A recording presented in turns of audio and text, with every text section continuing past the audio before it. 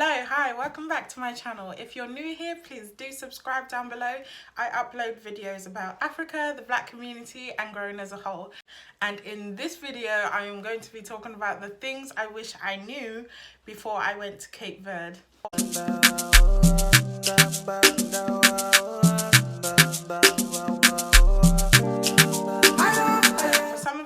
Watched my vlog, you would have already seen that I spent about 2 months in Cape Verde. I visited 3 different islands. I'll link all the vlogs. I did a lot of Cape Verde vlogs, so I'll link as many as I can in the description box or in this video for you. I went to 3 different islands: São Nicolau, São Vicente for the Mindelo Carnival, and I also went to Santiago, which is the capital, which holds the capital city, which holds the capital of Cape Verde, which is Praia. Why am I confused? I know this. I don't know why I'm second guessing myself. Anyway, all in all, my time in Cape Verde was amazing. I really enjoyed it. It's probably my 3rd home away from home now, because I just felt safe there. I just felt safe there. I felt very relaxed, very chill. You know, people are friendly, people are helpful. So all in all, my time there was amazing. I mean, I wouldn't spend 2 months somewhere I hate. But let's get into the tea. Let's get into the things I wish I knew before I went there. First thing, and I sound like an old woman saying this, but I literally said it to everyone I met who is from Cape Verde: why is it so expensive? Like, Cape Verde, I'm not even joking with you, Cape Verde is so expensive. Oh, like, don't get me wrong, there are things that are cheap, like transport is extremely cheap.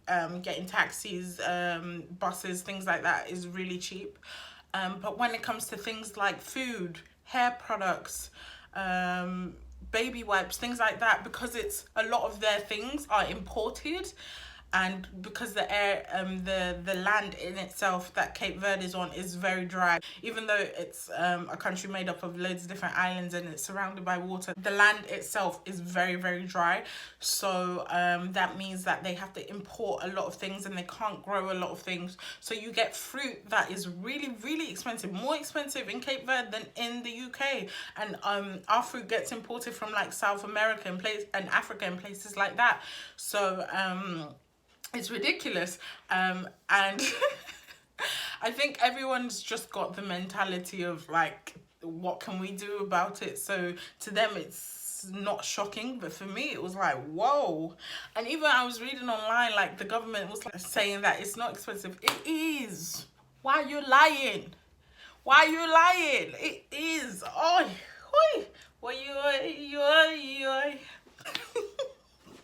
honestly, it hurt me. That was one of the biggest things that hurt me about the country, because it was the reason I left, actually, because I originally planned to stay there as long as possible. But after 2 months, I was like, I've already spent, in the 2 months I was there, I probably spent close to 1,500 to 2,000 pounds in 2 months. What was I doing? Where was I? Why? Why? I actually don't know why. I actually don't know how, but the money just like evaporates out your hand. Oh, it was very frustrating. That's the biggest con for me, and the biggest frustration about the country. Everything was so expensive. So the second thing I wish I knew about the country before I left, and this one is more positive, is that everyone is so freaking gorgeous. Why?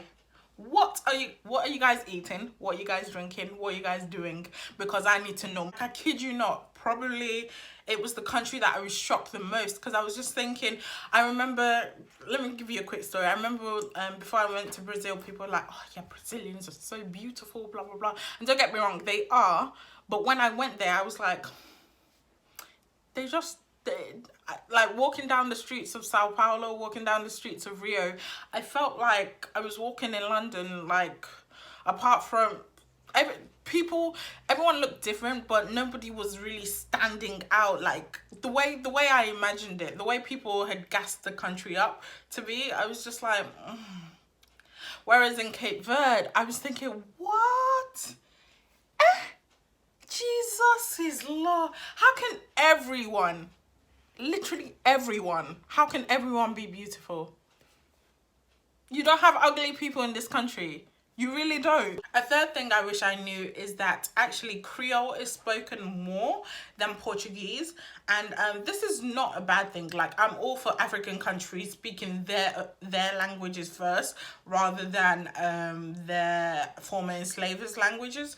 So it was fine for me, but it was the fact that I could have prepared myself more if I knew this before. I could have tried to learn a bit more Creole. Like, don't get me wrong, if you go to the touristic areas, yeah, they're going to speak more Portuguese.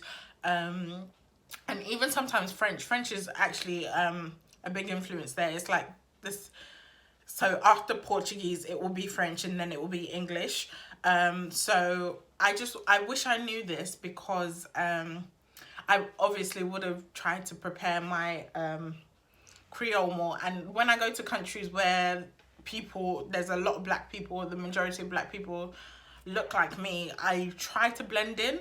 So I don't want to make it so obvious that I'm a tourist, even though like I dress differently and I often look different. I try to still assimilate as much as possible. So that's not such a bad thing, but it's something out there for you guys if you're not planning on going on the very touristic places, or you're just wanting to get by, or it'll be handy in places like in the markets where you're trying to bargain for a good deal, just to throw a bit of Creole in there, just to let them know that they can't cheat you. The final thing I wish I knew is probably regarding the weather.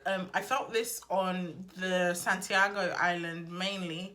Like during the day it's very hot and dry, but at night time there's a lot of breeze and a lot of wind. So I wish I knew that, to pack some extra layers and things like that. But yeah, I hope this video was helpful to someone. If you're thinking of going to Cape Verde, I definitely recommend you go to the Santiago Island, which is Santiago Island Praia. It's less touristic than islands like Boa Vista and Sal and things like that. But there is still a lot to see. The nightlife is great. There's always like concerts, things like that going on, as you guys would have seen in my vlogs if you watched that.